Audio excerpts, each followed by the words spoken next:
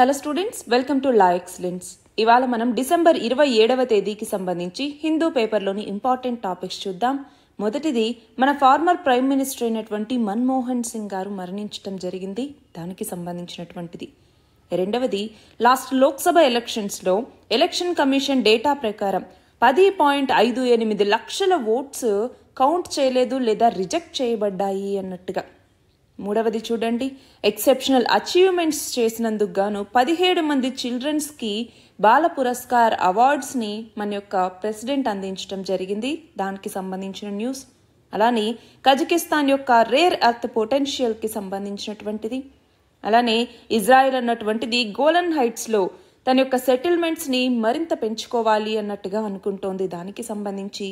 చివరిగా, Syria chemical అటాక్కి సంబంధించినటువంటి survivors ఎవరైతే ఉన్నారో వాళ్ళు ఆ విక్టిమ్స్కి జస్టిస్ కావాలి అనేసి కోరుకుంటున్నారు. సో మనకి కెమికల్ వెపన్స్ అనేసి, అలాగే బయోలాజికల్ వెపన్స్ అనేసి ఇలా డిఫరెంట్ టైప్స్ ఉంటాయి. అందులో ఏంటి, కెమికల్ వెపన్స్లో, కెమికల్ అటాక్స్లో కూడా డిఫరెంట్ టైప్స్ ఉంటాయి, అవేంటి అన్నటువంటి తెలుసుకుందాం. ఇవాల్టి మన ఫస్ట్ ఆర్టికల్ చూడండి.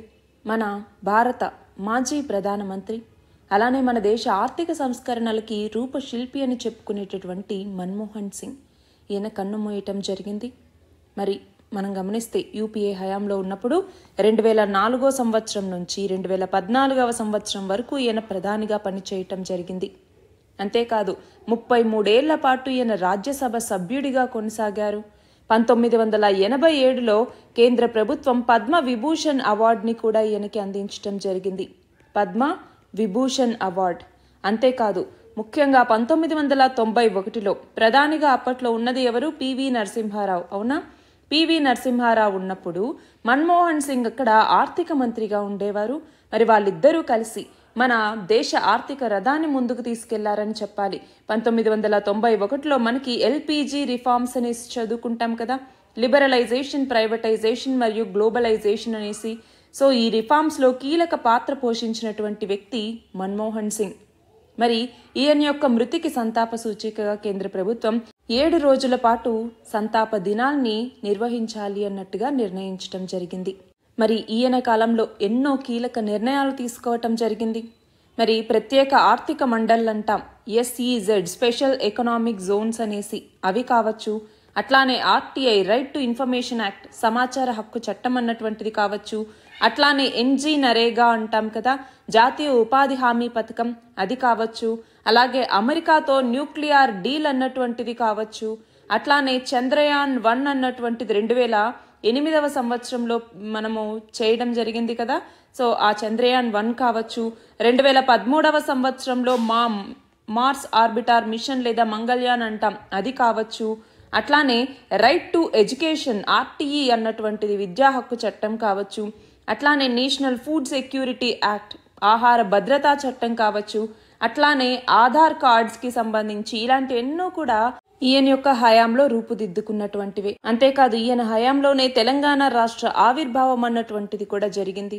ఈయన మనం చూస్తే ప్రణాళిక సంఘానికి డిప్యూటీ చైర్మన్ గాను, అలానే reserve bank of India governor గాను, అలానే ఆర్థిక శాఖలో ముఖ్య కార్య సలహాదారుగాను, అలానే ఆర్థిక శాఖ కార్యదర్శిగాను, ఆర్థిక శాఖ మంత్రిగాను, అలానే మనం గమనిస్తే స్విట్జర్లాండ్లో జెనీవా ప్రధాన కేంద్రంగా పనిచేసే సౌత్ కమిషన్కి సెక్రటరీ జనరల్ గాను, ఇలా ఎన్నో రకాల బాధ్యతలు ఈయన చేపట్టడం జరిగింది.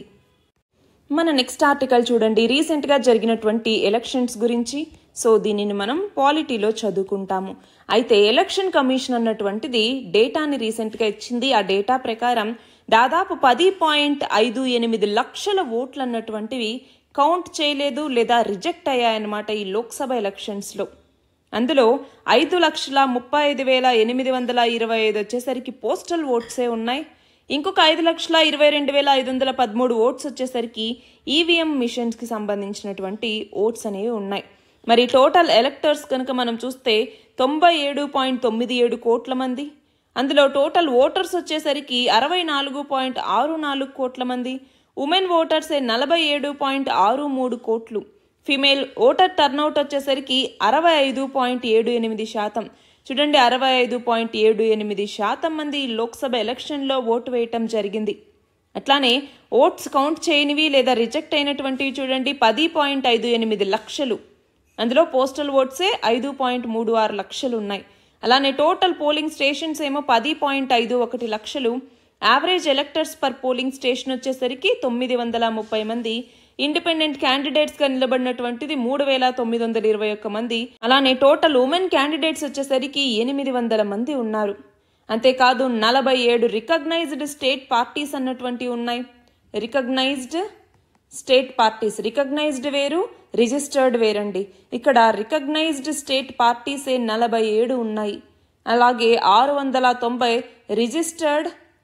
రిజిస్టర్డ్ అన్రికగ్నైజ్డ్, అంటే పార్టీస్ రిజిస్టర్ చేసుకున్నాయి కానీ ఇవి రికగ్నైజ్ అవ్వలేదు. అంటే ఏంటి? ఎలక్షన్ కమిషన్ ఆఫ్ ఇండియా వీటిని రికగ్నైజ్ చేయలేదన్నమాట. అలాంటి పొలిటికల్ పార్టీస్ ఈ పార్లమెంటరీ పోల్స్లో పార్టిసిపేట్ చేయటం జరిగింది.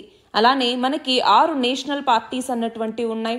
ఏంటి 6 నేషనల్ పార్టీస్? ఒకటి వచ్చేసరికి బీజేపీ, రెండవది వచ్చేసరికి కాంగ్రెస్, మూడవది వచ్చేసరికి సిపిఐ మార్క్సిస్ట్ అన్నటువంటిది, అట్లానే ఆమ్ ఆద్మీ పార్టీ అన్నటువంటిది, అట్లానే బహుజన్ సమాజ్ పార్టీ బిఎస్పి అన్నటువంటిది, ఆరవది నేషనల్ పీపుల్స్ పార్టీ ఎన్పిపి అన్నటువంటివి. సో ఈ 6 కూడా నేషనల్ పార్టీస్. మరి పార్టీస్ యొక్క రిజిస్ట్రేషన్ అన్నటువంటిది మనకి రిప్రజెంటేషన్ ఆఫ్ పీపుల్స్ యాక్ట్ అన్నటువంటిది ఉంది 1951. దీంట్లో ఉన్నటువంటి సెక్షన్ 29A కింద ఒక పార్టీని రిజిస్టర్ చేసుకుంటారు. దాన్ని ఎలక్షన్ కమిషన్ ఆఫ్ ఇండియా అన్నటువంటిది రికగ్నైజ్ చేస్తుంది. అలాంటి ఒక పార్టీ స్టేట్ పార్టీగానో లేదా నేషనల్ పార్టీగానో రికగ్నైజ్ అవ్వాలి అంటే అవి కొంత క్రైటీరియాని, కొన్ని కండిషన్స్ని ఫుల్ఫిల్ చేయాలన్నమాట.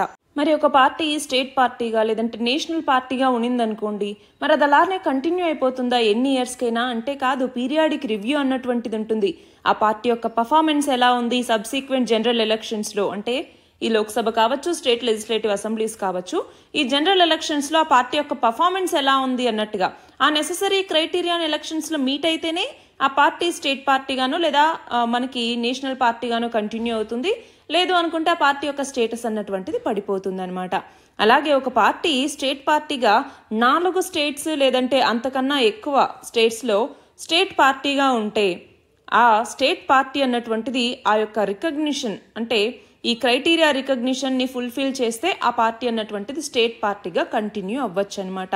అయితే ఇలా పొలిటికల్ పార్టీస్ స్టేట్ పార్టీగాను నేషనల్ పార్టీగాను రికగ్నైజ్ చేయబడితే ఎలక్షన్ కమిషన్ ఆఫ్ ఇండియా ద్వారా అవి కొన్ని ప్రివిలేజెస్ అన్నటువంటివి అందుకుంటాయి. ఫర్ ఎగ్జాంపుల్ ఒక రిజర్వ్డ్ సింబల్ అన్నటువంటి వాటికి ఉంటుంది. అట్లానే ఎలక్టరల్ రోల్ కి సంబంధించి వాళ్ళకు ఒక ఎక్స్ట్రా కాపీ అన్నటువంటిది ఇవ్వటం, అట్లానే వాళ్ళకి ఎన్నికల ప్రచారానికి సంబంధించి మనకి స్టార్ క్యాంపైనర్స్ ని తీసుకొచ్చుకోవటానికి పర్మిషన్స్ అన్నటువంటివి ఇవ్వటం, అలానే బ్రాడ్కాస్ట్ మరియు టెలికాస్ట్ ఫెసిలిటీస్ ని ఆల్ ఇండియా రేడియోలోను దూరదర్శన్లోను ఇవ్వటానికి పర్మిషన్ ఉండటం, ఇలాంటి కొన్ని ప్రివిలేజెస్ అన్నటువంటివి ఒక రిజిస్టర్డ్ పొలిటికల్ పార్టీకి ఉంటాయన్నమాట. మన నెక్స్ట్ ఆర్టికల్ చూడండి. ప్రధానమంత్రి రాష్ట్రీయ బాల్ పురస్కార్ కి సంబంధించి దీనిని మనం కరెంట్ అఫైర్స్ కింద చదువుకుంటాము. అయితే రాష్ట్రపతి నుంచి ఎవరైతే అత్యుత్తమమైనటువంటి అసాధారణమైనటువంటి కళాత్మకత చూపిస్తారో, అచీవ్మెంట్స్ ని సాధిస్తారో అలాంటి 17 మంది చిల్డ్రన్ కి ప్రధానమంత్రి రాష్ట్రీయ బాల పురస్కారాల్ని అందించడం జరిగింది. మరి ఈ పురస్కారాల్ని చిల్డ్రన్ లో ఉండేటటువంటి ఆ ఎనర్జీ, ఎంతూజియాజం, డిటర్మినేషన్, ఆ జీల్ వీటన్నింటినీ ఎన్హాన్స్ చేయాలి, వాటిని సెలబ్రేట్ చేయాలన్నటువంటి లక్ష్యంతో ఈ పురస్కారాలను అందిస్తూ ఉన్నారనమాట.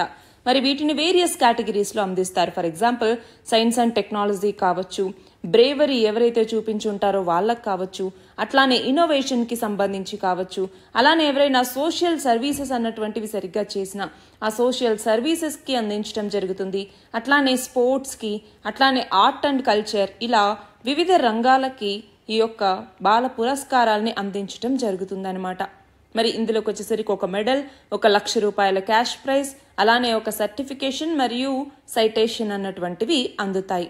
మరి ఈ అవార్డ్స్ని నార్మల్గా మనం చూసుకుంటే కనుక ఈ చైల్డ్ వెల్ఫేర్కి సంబంధించి ఎవరైతే ఇన్స్టిట్యూషన్స్ అలాగే ఇండివిజువల్స్ వీళ్ళకి కూడా ఈ అవార్డ్స్ని ఇవ్వటం జరుగుతుంది. మరి ఈ national child award for exceptional achievements అనేసి 1966 నుంచి ఇస్తున్నారు. అలానే నేషనల్ చైల్డ్ వెల్ఫేర్ అవార్డ్ అనేసి 1979 నుంచి, అట్లానే ఇన్స్టిట్యూషన్స్ కూడా 1979 నుంచి, రాజీవ్ గాంధీ మానవ సేవ అవార్డు అనేసి 1994 నుంచి ఇట్లన్నీ ఇస్తూ ఉన్నారనమాట. అయితే ఇప్పుడు ఇక్కడ ఎలిజిబిలిటీ ఏంటి? ఇండియన్ సిటిజన్ అయి ఉండాలి, అలాగే ఇండియన్ రెసిడెంట్ అయి ఉండాలి. అట్లానే చిల్డ్రన్ అబోవ్ 5 years అయి ఉండాలి, అట్లానే 18 years దాటకూడదనమాట. సో దానికి కూడా కట్ ఆఫ్ డేట్ అనేసి ఉంది 31st July అని చెప్పేసి. సో ఆ ఏజ్లో ఉండే వాళ్ళకి మాత్రమే ఎలిజిబిలిటీ అనేటటువంటిది ఉంటుంది. అండ్ వాళ్ళు చేసే అచీవ్మెంట్ ఏదైనా వితిన్ 2 years టైంలో ఉండాలన్నమాట. అంటే నామినేషన్స్ తీసుకుంటారు కదా, నామినేషన్ ముందు 2 years పీరియడ్లో ఉండాలి. మన నెక్స్ట్ ఆర్టికల్ చూడండి, కజకిస్తాన్ యొక్క రేర్ ఎర్త్ పొటెన్షియల్కి సంబంధించి. అయితే ఇక్కడ మనం గమనించాల్సినది, మన వరల్డ్ మొత్తం ఎనర్జీకి సంబంధించి ఇప్పుడు ఏదైతే ఎనర్జీ ఉందో దాని నుంచి క్లీన్ ఎనర్జీ అలానే గ్రీన్ ఎనర్జీ వైపుగా మూవ్ అవ్వాలి అన్నట్టుగా లక్ష్యంగా పెట్టుకుంటోంది, అవునా? మరి అందులోనూ మన భారతదేశం అన్నటువంటిది కార్బన్ ఎమిషన్స్కి సంబంధించి 3rd largest ఎమిటర్, అవునా? అంతేకాదు మన భారతదేశం ఇప్పుడు రెన్యూబుల్ ఎనర్జీ వైపుగా వెళ్ళాలి అంటే దానికి రేర్ ఎర్త్ ఎలిమెంట్స్ అన్నటువంటివి చాలా చాలా అవసరం. మరి దానికోసం ఇప్పుడు మనము ఎక్కువగా చైనా మీదే ఆధారపడుతూ ఉన్నాం. ఎందుకంటే గ్లోబల్ రేర్ ఎర్త్కి సంబంధించి 1/3 చైనానే కలిగి ఉంది. అది కాకుండా ఈ రేర్ ఎర్త్ ప్రొడక్షన్కి సంబంధించి అక్కడ ప్రాసెసింగ్ వీటిలో కూడా చైనాదే మేజర్ రోల్ ఉందన్నమాట. సో ఎంత కాదన్నా కూడా మనము రేర్ ఎర్త్స్కి సంబంధించి చైనా మీద డిపెండ్ అవ్వాల్సి వస్తుంది. ఆ నేపథ్యంలో మనం మిగతా ఆల్టర్నేట్ కంట్రీస్ ఏమున్నాయి అన్నట్టుగా కూడా చూసుకుంటూ ఉంటాం. అందులో కజకిస్తాన్ అన్నటువంటిది ఒకటి. కజకిస్తాన్ అన్నటువంటిది మనకి మంచి ఫ్రెండ్ కూడా, అంతేకాదు ఒక వైబుల్ ఆల్టర్నేటివ్ అని కూడా మనకి చెప్పచ్చు. రేర్ ఎర్త్స్కి సంబంధించి one of the richest sources ఈ కజకిస్తాన్లో ఉన్నాయి. అందుకే మన భారతదేశం అన్నటువంటిది కనెక్ట్ సెంట్రల్ ఏషియా అన్నటువంటి ఒక పాలసీని తీసుకురావటం జరిగిందనమాట. దీని ద్వారా కనెక్టివిటీ ఇనిషియేటివ్స్ అన్నటువంటివి చేపట్టడం. ఫర్ ఎగ్జాంపుల్ INSTC అన్నటువంటిది, international north south transport corridor అనేసి, ఇది రేర్ ఎర్త్ పార్ట్నర్షిప్కి సంబంధించి సిగ్నిఫికెంట్ ఎకనామిక్ బెనిఫిట్స్ని 2 దేశాలకు అందించడంలో భాగంగా దీన్ని తీసుకొచ్చారు. ఇప్పుడు మనకి రేర్ ఎర్త్ ఎలిమెంట్స్ అని చెప్పేసి మొత్తం 17 ఎలిమెంట్స్ ఉంటాయన్నమాట. మనకి రేర్ ఎర్త్ ఎలిమెంట్ అన్నటువంటిది మనకి ఏవైతే ఇప్పుడు consumer electronics, electric vehicles, defence systems ఇలా వాడే ఆల్మోస్ట్ 200 ప్రోడక్ట్స్కి పైగా రేర్ ఎర్త్ ఎలిమెంట్స్ అన్నటువంటివి చాలా ఇంపార్టెంట్ కాంపోనెంట్స్. అందుకే మన యొక్క ఎనర్జీకి సంబంధించి ఇది చాలా చాలా ఇంపార్టెంట్. సో మనకి పీరియాడిక్ టేబుల్ అన్నటువంటిది ఉంటుంది కదా, అందులో గ్రూప్ 3లోకి వచ్చేసరికి మొత్తం ఈ 17 మెటల్స్ అన్నటువంటివి ఉంటాయన్నమాట. ఫర్ ఎగ్జాంపుల్ స్కాండియం, ఇట్రియం, అలానే ఇంకొక 15 లాంథనైడ్స్ అనమాట. లాంథనైడ్స్ అనేసి కింద 6 అన్నటువంటి మనకు ఆ గ్రూప్లో ఉంటాయి కదా. ఏంటవి? లాంథనం అని చెప్పేసి, సీరియం అనేసి, ప్రాసియోడైమియం అని చెప్పేసి, ఇలాగా మొత్తం థాలియం అని చెప్పేసి, మనకి ల్యూటేటియం అని చెప్పేసి, ఇలా మొత్తం 15 లాంథనైడ్స్ అనేవి ఉంటాయి. అవి కాకుండా స్కాండియం అలాగే ఇట్రియం, ఇవి 2. సో ఈ 17ని కలిపి రేర్ ఎర్త్ ఎలిమెంట్స్ అనేసి మనకి పిలుస్తూ ఉంటామన్నమాట. సో వీటికి డెన్సిటీ అనేది ఎక్కువగా ఉంటుంది, అట్లానే మెల్టింగ్ పాయింట్ అన్నటువంటిది ఎక్కువగా ఉంటుంది, కండక్టివిటీ అన్నటువంటిది ఎక్కువగా ఉంటుంది, అలానే థర్మల్ కండక్షన్ అన్నటువంటిది కూడా ఎక్కువగా ఉంటుంది. సో ఈ రేర్ ఎర్త్ ఎలిమెంట్స్కి ఒక ట్రైవాలెంట్ ఛార్జ్ అన్నటువంటిది ఉంటుందన్నమాట. మనకి అయానిక్ రేడియో ఎలా ఉంటుందో అలా అనమాట. సో వీటిని చాలా హై అప్లికేషన్స్లో, for example clean energy, high and electronics, defence, ఇలాంటి చాలా వాటిలో యూజ్ చేస్తూ ఉంటాము. పర్మనెంట్ మ్యాగ్నెట్స్గా ఇవి ఉపయోగపడుతూ ఉంటాయి. అలాగే ఈ పౌడర్ స్టీరింగ్ ఉంటుంది కదా, అలాగే ఎలక్ట్రిక్ విండోస్ కావచ్చు, ఆడియో స్పీకర్స్ కావచ్చు, పవర్ సీట్స్ కావచ్చు, ఇలాంటి వాటికి యూజ్ చేస్తూ ఉంటాము. అట్లానే ఎలక్ట్రానిక్స్లో యూజ్ చేస్తూ ఉంటాము. అలాగే ఈ లాంథనం బేస్డ్ అలాయ్స్ అన్నింటినీ గ్రీన్ టెక్నాలజీస్లో ఎక్కువ యూజ్ చేస్తూ ఉంటాం. దీనివల్ల మనం నెట్ జీరోకి చేరుకోవటానికి చాలా ఉపయోగపడుతుంది అనమాట. అలానే పెట్రోలియం రిఫైనింగ్లో, గ్లాస్ ఇండస్ట్రీస్లో, వాటర్ ప్యూరిఫైయర్స్కి, అలాగే హెల్త్ కేర్లో MRI కావచ్చు, అలానే క్యాన్సర్ డ్రగ్స్ కావచ్చు, అలానే డిఫెన్స్ కావచ్చు, స్పేస్ టెక్నాలజీ కావచ్చు, స్టీల్ మేకింగ్ కావచ్చు, ఇలా ఎన్నో రకాల 200కు పైగా అప్లికేషన్స్లో వీటిని మనం వాడుతూ ఉంటాం. అందుకే మన భారతదేశం వీటి మీద చైనా మీద డిపెండ్ అవ్వకుండా, ఫర్ ఎగ్జాంపుల్ మనము ఎలక్ట్రిక్ వెహికల్స్కి సంబంధించి ఇప్పుడు చైనా మీద ఆధారపడుతూ ఉన్నాం అనుకోండి. ఏదో ఒక రోజు సడన్గా వాటి యొక్క దిగుమతిని ఆపేస్తున్నామనిందంటే అప్పుడు ఇక్కడ మన ఆ ఇండస్ట్రీ అన్నటువంటిది ఎంతో దెబ్బతింటుంది కదా. ఫర్ ఎగ్జాంపుల్ కోవిడ్ టైంలో మనకి ఎక్కువగా API అంటాం, అంటే యాక్టివ్ ఫార్మస్యూటికల్ ఇంగ్రీడియంట్స్ అని చెప్పేసి మనకి మెడిసిన్స్లో ఎక్కువ యూజ్ చేస్తూ ఉంటాం. వీటిని మనం ఇంతకుముందు చైనా నుంచి దిగుమతి చేసుకుంటూ ఉండేవాళ్ళం. కానీ కోవిడ్ టైంలో ఆ దిగుమతులు అనేవి ఆగిపోయేసరికి ఇక్కడ మెడిసిన్స్లో చాలా ఇబ్బంది అన్నటువంటిది మనకి ఏర్పడింది. సో అలా కాకుండా ఉండాలి కాబట్టి మనం మిగతా దేశాలని ఆల్టర్నేటివ్స్గా చూస్ చేసుకుంటూ ఉన్నాం. అంతేకాదు మన భారతదేశం రీసెంట్గా COP29లో ఏమని ప్లెడ్జ్ చేసింది, 2030 నాటికి మేము రెన్యూబుల్ ఎనర్జీలో 500 గిగావాట్స్ సాధిస్తామన్నట్టుగా చెప్పింది. ఏదైతే COP26లో చెప్పిందో దాన్ని మేము రీచ్ అవుతామన్నట్టుగా మళ్ళీ రీసెంట్గా 2024లో జరిగిన COP29లో కూడా ప్రామిస్ చేసింది. సో అలాంటి నేపథ్యంలో మనం దీన్ని రీచ్ అవ్వాలి అంటే మనకి rare earth elements important. Rare earth elements మీద మనం చైనా మీద డిపెండ్ అవ్వకుండా ఉండటానికి మనకు ఆల్టర్నేటివ్స్ ఇంపార్టెంట్. సో అందుకే మనకి కజకిస్తాన్ అన్నటువంటిది చాలా ఇంపార్టెంట్. మన నెక్స్ట్ ఆర్టికల్ చూడండి. ఇజ్రాయెల్ గోలన్ హైట్స్లో తన యొక్క సెటిల్మెంట్స్ని మరింత పెంచుకోవాలి అన్నట్టుగా ఆలోచిస్తుంది. దానికి సంబంధించి ఇజ్రాయెల్ ప్రైమ్ మినిస్టర్ అయినటువంటి బెంజమిన్ నెతన్యాహు ఏం చేశారు, మొత్తం $11 మిలియన్ ఒక ప్లాన్ని ఇక్కడ తీసుకురావటం జరిగిందనమాట. సో $11 మిలియన్ ఫినాన్షియల్ ఇన్సెంటివ్స్ అన్నటువంటివి ఇవ్వటం ద్వారా అక్కడ పాపులేషన్ని డబుల్ చేయాలి అన్నటువంటిది ఇక్కడ ఉన్నటువంటి లక్ష్యం అనమాట. సో గోలన్ హైట్స్లో ఉన్నటువంటి ఆ పాపులేషన్ని డబుల్ చేసుకోవాలి అనేసి. అంతేకాదు ఇక్కడ మనం గమనించాలి, గోలన్ హైట్స్ అన్నటువంటిది ఇజ్రాయెల్ సిరియా నుంచి 1967 వార్లో తీసుకుందనమాట. దాదాపు ఇప్పుడు 50,000 మంది అక్కడ నివసిస్తూ ఉన్నారు. అందులో హాఫ్ వచ్చేసరికి ఇజ్రాయలీ సెటిలర్సే ఉన్నారు. సో ఇప్పుడు అక్కడ ఉన్నటువంటి పాపులేషన్ ఎవరైతే సెటిలర్స్ ఉన్నారో వాళ్ళని డబుల్ చేయాలి అన్నటువంటిది లక్ష్యం. సో మనకి గోలన్ హైట్స్ యొక్క మ్యాప్ అన్నటువంటిది ఇంపార్టెంట్. గోలన్ హైట్స్ అట్లానే చూడండి, సీ ఆఫ్ గెలిలీ అన్నటువంటిది, సీ ఆఫ్ గెలిలీకి కాంట్రిబ్యూట్ చేసేది చూడండి ఏంటి, జోర్డాన్ రివర్ అన్నటువంటిది. సో మ్యాప్కి సంబంధించి మనకి అడగచ్చు అనమాట. అట్లానే ఇటు చూడండి, గోలన్ హైట్స్కి ఇటువైపు ఏమో సిరియా అన్నటువంటిది ఉంది, సిరియాకి గోలన్ హైట్స్కి మధ్యలో చూడండి ఇదంతా యునైటెడ్ నేషన్స్ కంట్రోల్లో ఉన్నటువంటి ఒక ఏరియా అన్నటువంటిది ఇంకా మిగిలే ఉంది. ఇటు గోలన్ హైట్స్కి కింది వైపు వచ్చేసరికి జోర్డాన్ అన్నటువంటిది ఉంది, ఇటువైపు వచ్చేసరికి మనకి ఇజ్రాయెల్. ఇప్పుడు ఇజ్రాయెల్ కంట్రోల్లోనే ఈ గోలన్ హైట్స్ అన్నటువంటిది ఉందన్నమాట. అలానే గోలన్ హైట్స్కి నార్త్లోకి వచ్చేసరికి లెబనాన్ అన్నటువంటిది ఉంది. లెబనాన్కి ఇజ్రాయెల్కి కూడా ఇష్యూస్ ఉన్నాయి, ఆల్రెడీ మనకు తెలుసు కదా. లెబనాన్కి లెఫ్ట్ సైడ్లో ఏమో మెడిటరేనియన్ సీ అన్నటువంటిది ఉంది. సో ఇవన్నీ కూడా మనకి తెలియాలి. మన లాస్ట్ ఆర్టికల్ చూడండి, సిరియా కెమికల్ అటాక్కి సంబంధించి మనం చూస్తే 2013వ సంవత్సరంలో కెమికల్ వెపన్స్ అటాక్ అన్నటువంటిది సిరియాలో జరిగింది. దానివల్ల 100 మంది చనిపోయారనమాట. మరి ఆ సర్వైవర్స్ ఎవరైతే ఉన్నారో వాళ్ళు విక్టిమ్స్కి జస్టిస్ కావాలి అన్నట్టుగా కోరుతూ ఉన్నారు. మరి ఈ కంటెక్స్లో మనకి ఈ కెమికల్ అటాక్స్ ఇవేవైతే ఉన్నాయో వాటిలోని టైప్స్ గురించి మనకి తెలియాలి. చూడండి, CBRN అనేసి మనం పిలుస్తూ ఉంటాం. అంటే కెమికల్, బయాలజికల్, రేడియోలాజికల్, అలాగే న్యూక్లియర్ వెపన్స్ అనేసి వివిధ కేటగిరీస్ ఉంటాయి. అంటే కెమికల్స్ని యూజ్ చేసేటటువంటి ఆ దాడిని కెమికల్ అటాక్ అనేసి పిలుస్తూ ఉంటాం. అలానే బయలాజికల్ వెపన్స్ని అంటే వైరస్లు కావచ్చు, ఇలాంటి వాటిని, బ్యాక్టీరియా కావచ్చు, ఇలాంటి వాటిని యూజ్ చేస్తే బయలాజికల్ వెపన్స్ అనేసి, రేడియోలాజికల్ ఎలిమెంట్స్ని యూజ్ చేస్తే రేడియోలాజికల్ వెపన్స్ అనేసి, అలానే న్యూక్లియర్ ఎలిమెంట్స్ని, న్యూక్లియర్ బాంబ్స్ ఇలాంటి వాటిని యూజ్ చేస్తే న్యూక్లియర్ అటాక్స్ అనేసి మనం పిలుస్తూ ఉంటాం. అందులో ఇప్పుడు మనకి కెమికల్ అటాక్స్ గురించి ఇంపార్టెంట్. ఎందుకు అంటే ఇక్కడ కెమికల్ అటాక్ చేసినటువంటిది దానికి సంబంధించి కనుక మనం చూసుకుంటే ఇక్కడ చూడండి, సరిన్ అనేటటువంటి ఒక ఎక్స్ట్రీమ్లీ టాక్సిక్ కెమికల్ ఏజెంట్ని, అందులోనూ చూడండి ఇక్కడ నర్వ్ ఏజెంట్ని వాడారు. సో దానివల్ల మినిట్స్లోనే మరణం అన్నటువంటిది సంభవిస్తుంది.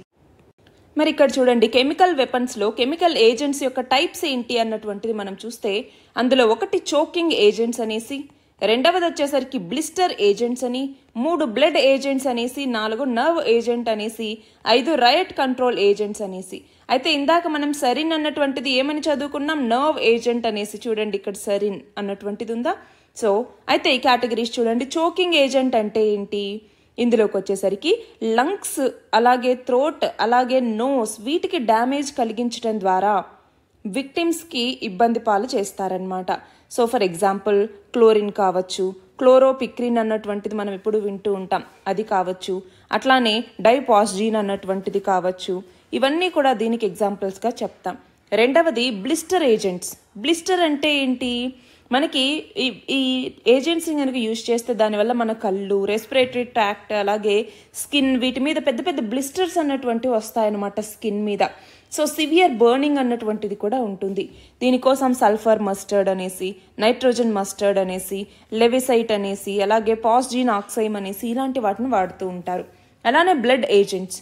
సో ఇవి ఏం చేస్తాయి అంటే మన సెల్స్లో ఏవైతే మన సెల్స్ ఆక్సిజన్ యూజ్ చేసుకుంటాయో ఆ ఆక్సిజన్ని మనకి అందకుండా చేయటం ద్వారా బాడీ సఫికేషన్ అన్నటువంటిది ఇక్కడ జరుగుతుందన్నమాట. సో ఇక్కడ దీనికి ఎగ్జాంపుల్స్గా ఏం చెప్తాం, హైడ్రోజన్ సైనైడ్ కావచ్చు, సైనోజన్ క్లోరైడ్ అన్నటువంటిది కావచ్చు, ఆర్సైన్ అన్నటువంటిది, ఇవన్నీ బ్లడ్ ఏజెంట్స్గా చెప్తాం. అలానే నర్వ్ ఏజెంట్స్ అంటే ఏంటి, మన బాడీ యొక్క నర్వస్ సిస్టంలో ఇది ఓవర్ స్టిమ్యులేట్ అయిపోయి దానివల్ల మనకి బ్రీతింగ్ అన్నటువంటిది అందదు, దాంతో సీజర్స్ లేదంటే డెత్ అన్నటువంటిది సంభవిస్తుంది. ఫర్ ఎగ్జాంపుల్ టాబూన్ అన్నటువంటిది, సరిన్ అన్నటువంటిది, సోమన్ అన్నటువంటిది, సైక్లోసరిన్ అన్నటువంటిది, వీటన్నిటిని దీనికి వాడుతూ ఉంటారు. అలానే చివరిగా రయోట్ కంట్రోల్ ఏజెంట్స్ అంటే ఏంటి, ఈ కెమికల్స్ని యూజ్ చేయడం ద్వారా మన ఐస్, స్కిన్, రెస్పిరేటరీ సిస్టమ్ వీటిలో ఇరిటేషన్ని తెప్పిస్తారనమాట. ఫర్ ఎగ్జాంపుల్ టియర్ గ్యాస్ మనం ఎప్పుడు వింటూ ఉంటాం కదా, రైడ్స్లో ఇది వాడుతూ ఉంటారు. అట్లానే పెప్పర్ స్ప్రే, ఇవన్నీ కూడా దీనికి ఎగ్జాంపుల్గా మనం చెప్తాము. ఇవి ఇవాల్టి మన important topics. All the very best and thank you very much.